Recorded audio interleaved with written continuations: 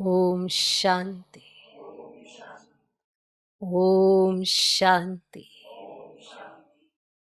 आज की तारीख है 21 सितंबर 2024। साकार महावाक्य। बाबा कहते, मीठे बच्चे, बाप कल्प कल्प आकर तुम बच्चों को अपना परिचय देते हैं। बाप कल्प कल्प आकर तुम बच्चों को अपना परिचय देते हैं। तुम्हें भी सबको बाप का यथार्थ परिचय देना है। तुम्हें भी सबको बाप का यथार्थ परिचय देना है। बाबा कहते, मीठे बच्चे, बाप कल्प कल्प आकर तुम बच्चों को अपना परिचय देते हैं। तुम्हें भी सबको बाप का यथार्थ परिचय देना है। आज का प्रश्न, बच्चों के किस प्रश्न को सुनकर बाप भी वंडर खाते? बच्चों के किस प्रश्न को सुनकर बाप भी वंडर खाते? माना बच्चे कौन सा प्रश्न करते हैं जिसको सुनकर बाबा को भी वंडर लगता है? उत्तर, बच्चे कहते हैं, बाबा आपका परिचय देना बहुत मुश्किल है। बच्चे कहते हैं, बाबा आपका परिचय देना बहुत मुश्किल है। हम आपका परिचय कैसे दें?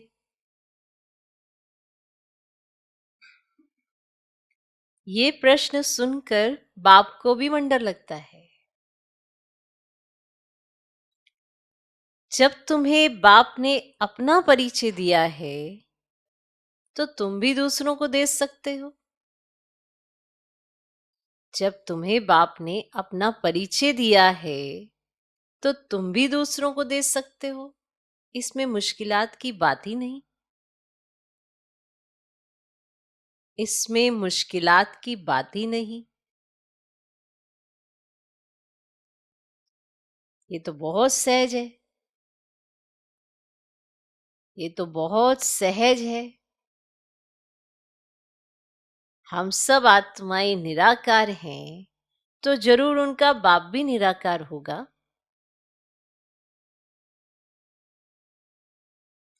हम सब आत्माएं निराकार हैं तो जरूर उनका बाप भी निराकार होगा। तो बच्चों के किस प्रश्न को सुनकर बाप भी वंडर खाते हैं? उत्तर, बच्चे कहते हैं, बाबा आपका परिचय देना बहुत मुश्किल है। हम आपका परिचय कैसे दें? ये प्रश्न सुनकर बाप को भी वंडर लगता है। जब तुम्हें बाप ने अपना परिचय दिया है तो तुम भी दूसरों को दे सकते हो। इसमें मुश्किलात की बात ही नहीं। ये तो बहुत सहज है। हम सब आत्माएं निराकार हैं तो जरूर उनका बाप भी निराकार होगा। ठीक कहा ना? ओम शांति। मीठे मीठे रूहानी बच्चे समझते हैं बेहद के बाप पास बैठे हैं। समझते? ये भी जानते हैं बेहद का बाप इस रथ पर ही आते हैं। जब बाप दादा कहते हैं, ये तो जानते हैं कि शिव बाबा है और वह इस रथ पर बैठा है, अपना परिचय दे रहे हैं। बच्चे जानते हैं वह बाबा है। बाबा मत देते हैं कि रूहानी बाप को याद करो तो पाप भस्म हो जाए, जिसको योग अग्नि कहते हैं। अभी तुम बाप को तो पहचानते हो। अभी तुम बाप को तो पहचानते हो। तो ऐसे कभी थोड़े कहेंगे कि बाप का परिचय दूसरे को कैसे दूं। तुम बाप को पहचानते हो, तुम्हें पूरा परिचय हो गया है, तो ये थोड़ा कहना चाहिए कि मैं दूसरों को कैसे बाबा का परिचय दूं। तुमको भी बेहद के बाप का परिचय है तो जरूर दे भी सकते हो। परिचय कैसे दें, ये तो प्रश्न ही नहीं उठ सकता है। जैसे तुमने बाप को जाना है, वैसे तुम कह सकते हो कि हम आत्माओं का बाप तो एक ही है, अब इसमें मूंझने की दरकार ही नहीं रहती। कोई कोई कहते हैं बाबा आपका परिचय देना बड़ा मुश्किल होता है। अरे बाप का परिचय देना, इसमें तो मुश्किलात की कोई बात ही नहीं है। आपको समझ आ गया ना, तो जो समझ आया वो समझाना है। इसमें मुश्किलात की तो कोई बात ही नहीं है। जानवर भी इशारे से समझ जाते कि मैं फलाने का बच्चा हूं। तुम भी जानते हो कि हम आत्माओं का वे बाप है।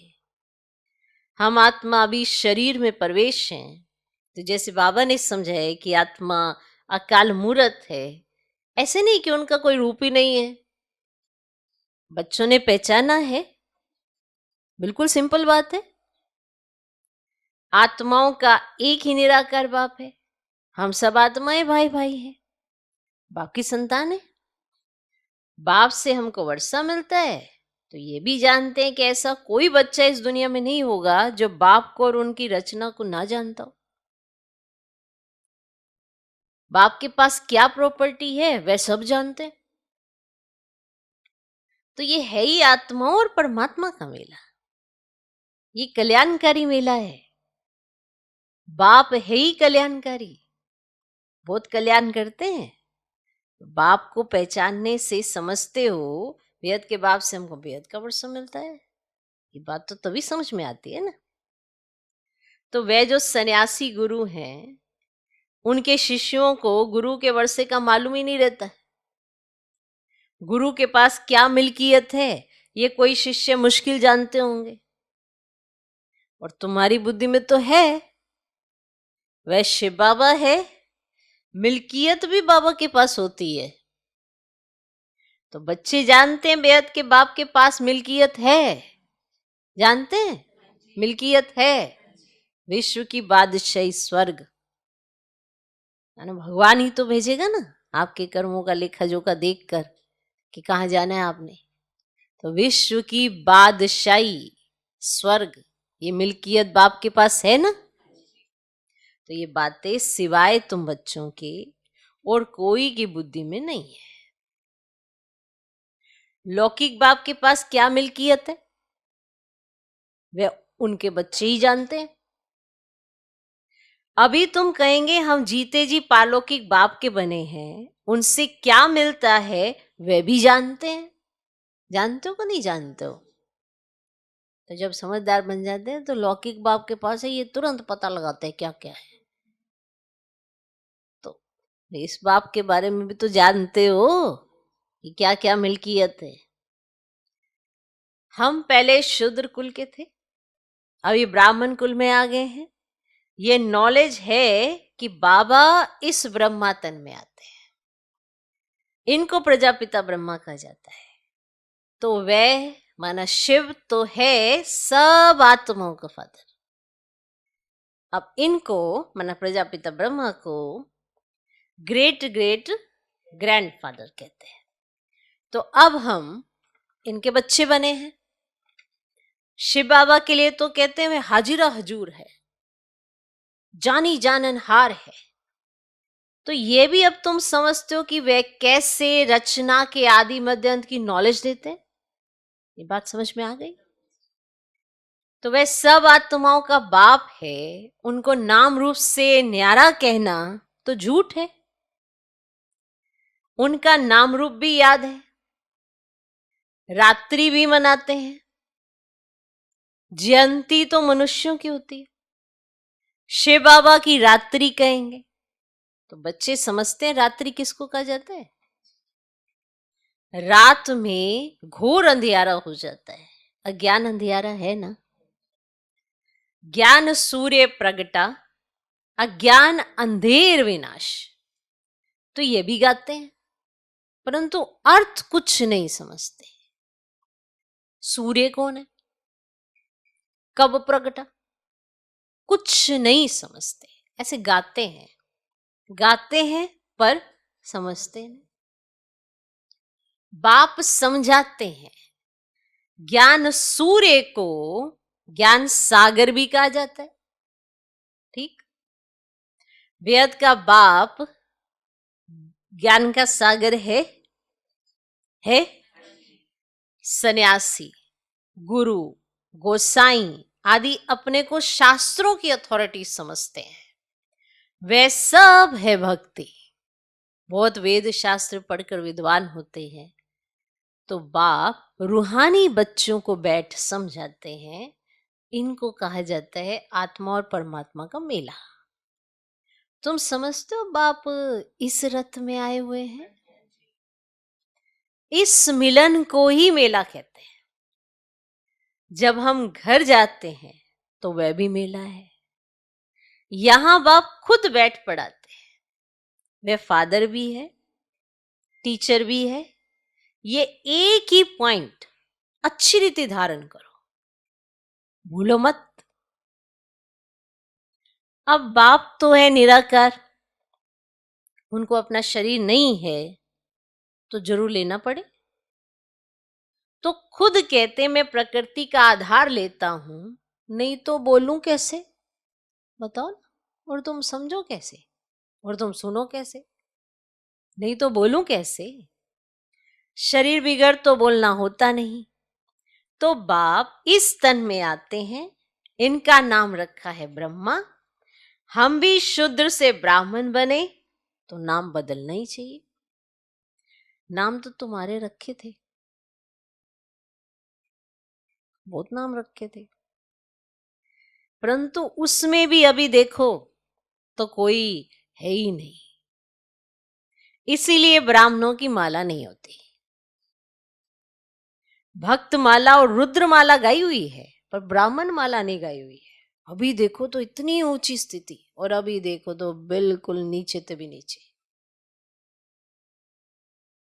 बुद्धि पर सारा खेल है ना, क्या बुद्धि में समझ आ जाए, क्या समझ लें, तो उसी आधार पर इनके नंबर होते हैं।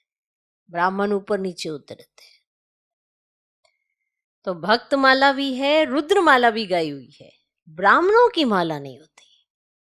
विष्णु की माला तो चली आई है, और सूक्ष्म वतन में विष्णु को 4 भुजा वाला दिखाया है। 2 भुजा लक्ष्मी की, 2 भुजा नारायण की, तो 4 भुजा वाला दिखाया। बाप समझाते हैं मैं धोबी हूं। कौन हूं? मैं धोबी भी हूं। ठीक है, बताओ, भगवान तुम्हारे लिए धोबी भी बन गए। मैं योग बल से तुम आत्माओं को शुद्ध बनाता हूं, फिर भी तुम विकार में जाकर अपना श्रृंगार ही बिगाड़ देते हो, गवा देते हो। बाप आते हैं सबको शुद्ध बनाने, आत्माओं को आकर सिखलाते हैं, तो सिखलाने वाला जरूर यहां चाहिए ना। पुकारते भी हैं आकर पावन बनाओ। कपड़ा भी मैला होता है तो उनको धोकर ही तो शुद्ध बनाया जाता है। कपड़ा मैला हो गया, फिर उसकी धुलाई होती है, फिर उसको शुद्ध बनाया जाता है। तो तुम भी तो पुकारते हो, हे पतित पावन बाबा आगे पावन बनाओ। तो आत्मा पावन बने तो शरीर भी पावन मिले। अभी आत्मा पतित तो शरीर भी ऐसा। अब आत्मा पावन बने तो शरीर भी पावन मिले। तो पहली पहली मूल बात होती है बाप का परिचय देना।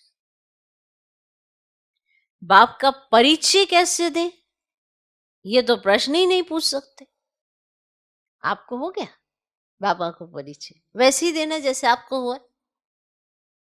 इसमें ये प्रश्न तो आता ही नहीं कि कैसे दे। तुमको भी बाप ने परिचय दिया है, तब तो तुम यहां आए हो ना। तब तो ही आए ना कि परिचय हो गया, तभी तो आए हो। तो बाप पास आते हो, बाप कहाँ है? इस रथ में।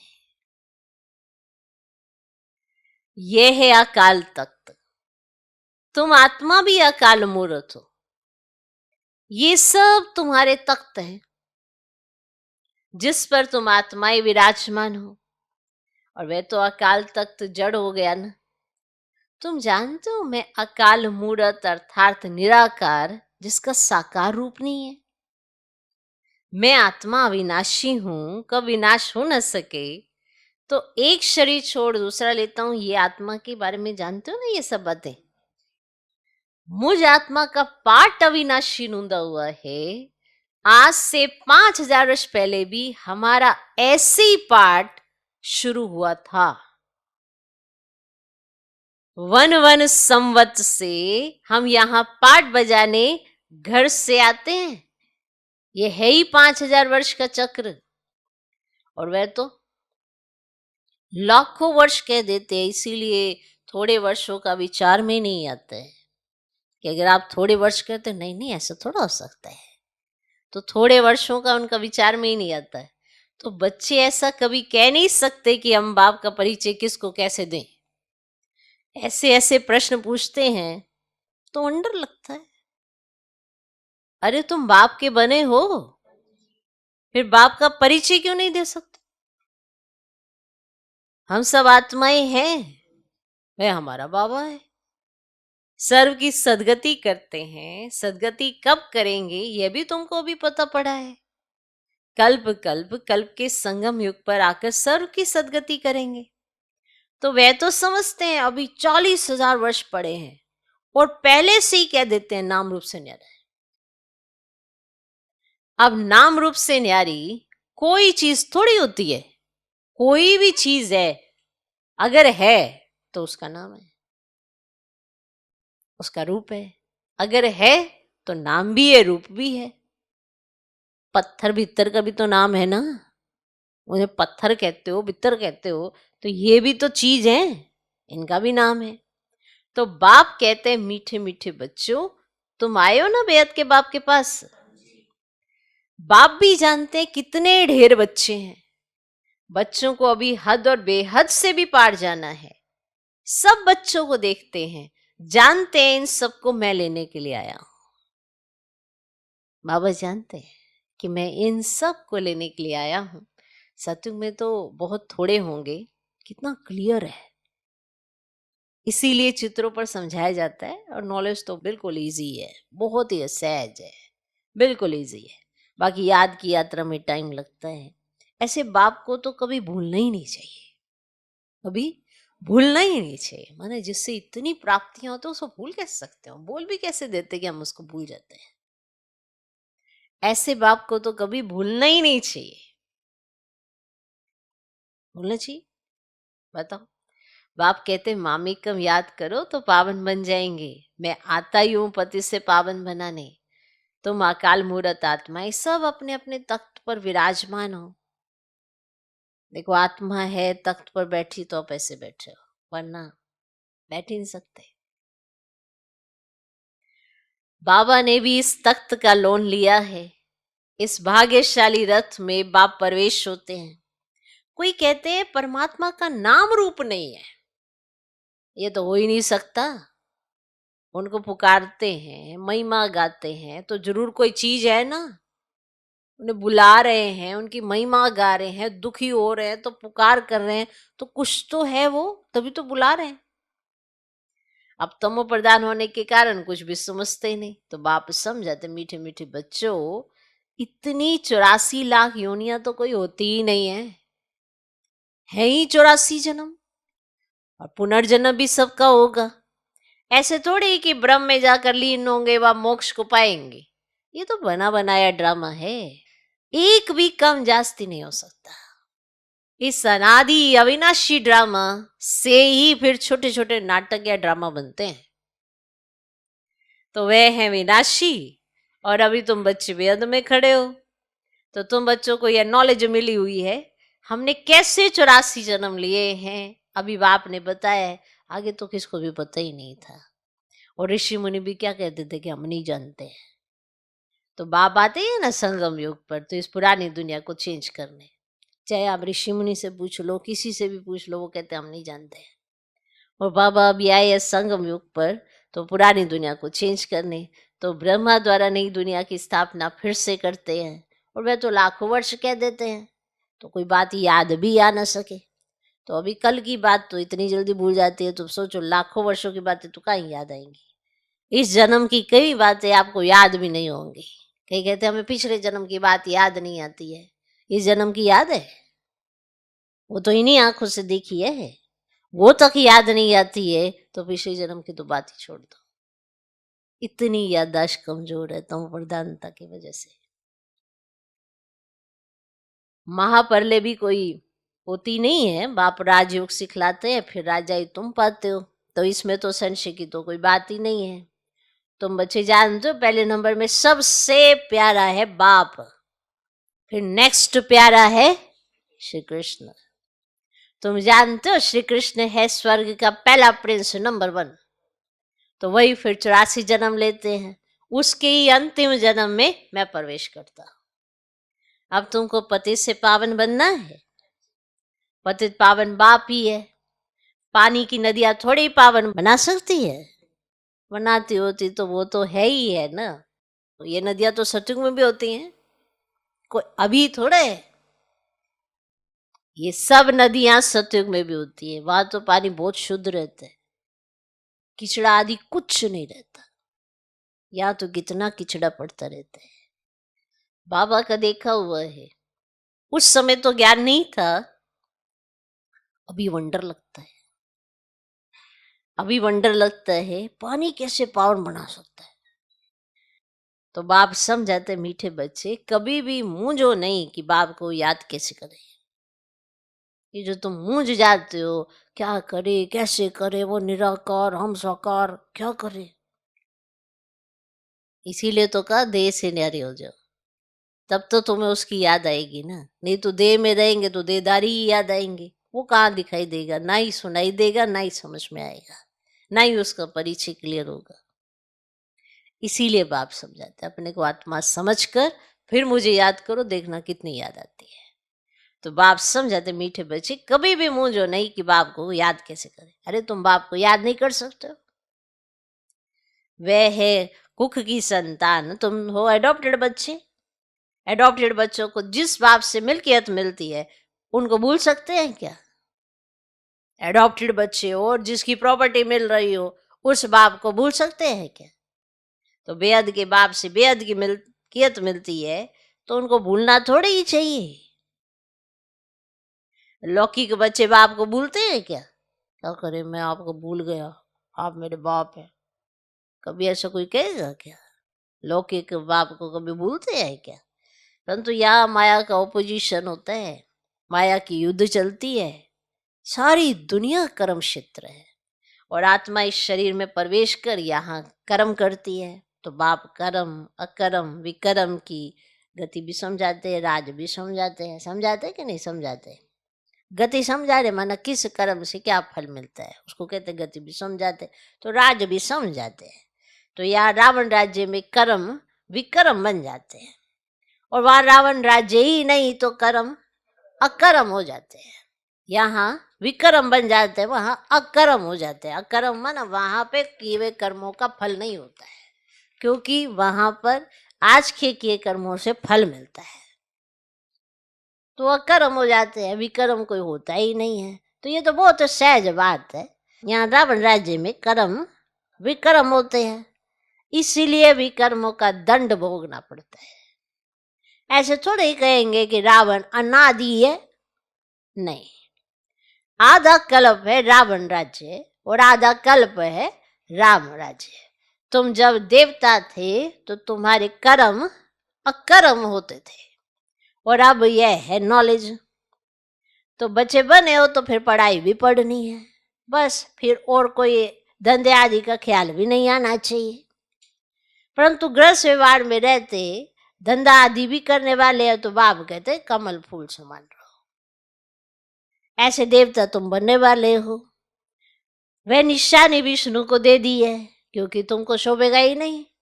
तुम तो कभी ऊपर कभी नीचे, कभी ऊपर कभी नीचे। कभी तो तुम्हारी अवस्था ऐसे कि आज ही बन जाएंगे और कभी तो ऐसे कि हम किसी लायक ही नहीं। तो तुमको देंगे ना तो तुमको शोभेगा ही नहीं, उनको शोभता है। वही विष्णु के 2 रूप लक्ष्मी नारायण बनने वाले, तो वह है ही अहिंसा परमो देवी देवता धर्म। ना कोई विकार की काम कटारी होती, ना कोई लड़ाई झगड़ा आदि होता, कोई झगड़ा भी नहीं करता है वहां पे। तुम डबल अहिंसक बनते हो। सत्युग के मालिक थे, नाम ही है गोल्डन एज, कंचन दुनिया। आत्मा और काया दोनों कंचन बन जाती है। कंचन काया कौन बनाते? बाप। अभी तो आयरन एज है ना, अब तुम कहते हो सतयुग पास हो गया है, कल सतयुग था ना। तुम राज्य करते थे, तुम नॉलेजफुल बनते जाते हो। सब तो एक जैसे नहीं बनेंगे, अभी बनते जाते हो नॉलेजफुल। इस समय की जो वैल्यू है ना, जिसने समझी वही इसको जी सकता है, वरना कईयों को यही समझ नहीं आता कि संगम युग है क्या चीज। इस संगम युग पर आपको इतनी नॉलेज मिलती है जो पूरे कल्प में नहीं मिलने वाली है। हर बात का उत्तर आपके पास है, हर प्रश्न का उत्तर आपके पास है, हर समस्या का समाधान आपके पास है। कम बात है क्या? मनुष्य चोले में होने के बावजूद भी इस समय परमात्मा का साथ आपको मिला है। कम बात है क्या? वो साथी बनकर साथ दे रहा है, कम बात है क्या? आपकी हल्की सी भी कोई समस्या हो जाती है, आप कहते हो बाबा देखना, तो बाबा देख लेता है और ड्रामा साथ देता है। आपकी खातिर वो सब कुछ करने को तैयार है। और हम क्या कर रहे हैं? संगम युग की वैल्यू ही नहीं समझ रहे हैं।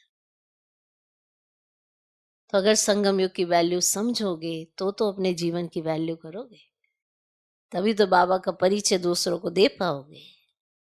तो जीना है संगम पर। हाँ ठीक है, हर एक ऐसा नॉलेजफुल नहीं बनेगा, पर बाबा नॉलेज दे रहा है तो अडॉप्ट करके जीवन में उतार के देखो कितना मजा आता है। हाँ, सब एक जैसे नहीं बनेंगे। अच्छा, मीठे मीठे सिकिलदे बच्चों प्रति माता पिता बाप दादा का याद प्यार और गुड मॉर्निंग। रूहानी बाप की रूहानी बच्चों को नमस्ते। हम रूहानी बच्चों के भी रूहानी बाप को नमस्ते नमस्ते नमस्ते। Good morning good morning good morning. धारणा के लिए मुख्य सर, पहला पॉइंट, मैं आत्मा अकाल तख्त नशीन हूं। मैं आत्मा अकाल तख्त नशीन हूं। इस स्मृति में रहना है, इस स्मृति में रहना है। हद और बेहद से पार जाना है, इसीलिए हदों में बुद्धि नहीं फंसानी है। हद और बेहद से पार जाना है, इसीलिए हदों में बुद्धि नहीं फंसानी है। मैं आत्मा अकाल तख्त नशीन हूं, इस स्मृति में रहना है। हद और बेहद से पार जाना है, इसीलिए हदों में बुद्धि नहीं फंसानी है।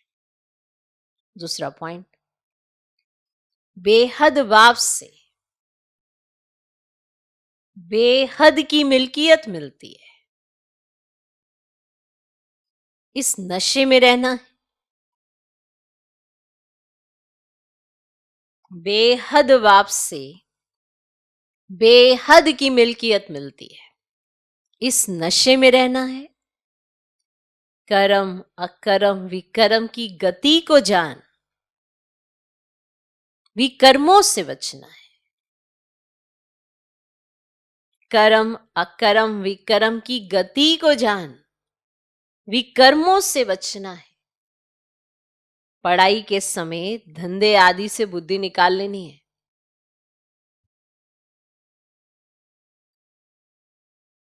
पढ़ाई के समय धंधे आदि से बुद्धि निकाल लेनी है। बेहद बाप से बेहद की मिल्कियत मिलती है, इस नशे में रहना है। कर्म अकर्म विकर्म की गति को जान, विकर्मों से बचना है। पढ़ाई के समय धंधे आदि से बुद्धि निकाल लेनी है। आज का वरदान, श्रीमत की लगाम को टाइट कर मन को वश करने वाले बालक सो मालिक भव। श्रीमत की लगाम को टाइट कर मन को वश करने वाले बालक सो मालिक भव। दुनिया वाले कहते हैं मन घोड़ा है जो बहुत तेज भागता है, लेकिन आपका मन इधर उधर भाग नहीं सकता, क्योंकि श्रीमत की लगाम मजबूत है। जब मन बुद्धि साइड सीन को देखने में लग जाती है तो लगाम ढीला होने से मन चंचल होता है। आपने से श्रीमत की लगाम टाइट पकड़ी हुई है, श्रीमत पर चलते हैं तो लगाम टाइट है, या इधर उधर देखते हुए लगाम ढीली कर दी तो मन चंचल हो जाता है। इसीलिए जब भी कोई बात हो, मन चंचल हो, तो श्रीमत का लगाम टाइट करो। जब भी कोई बात हो और मन चंचल हो तो श्रीमत का लगाम टाइट करो, तो मंजिल पर पहुंच जाएंगे। क्योंकि पहुंचना मंजिल पर है ना, कि साइड सीन देखते रहना।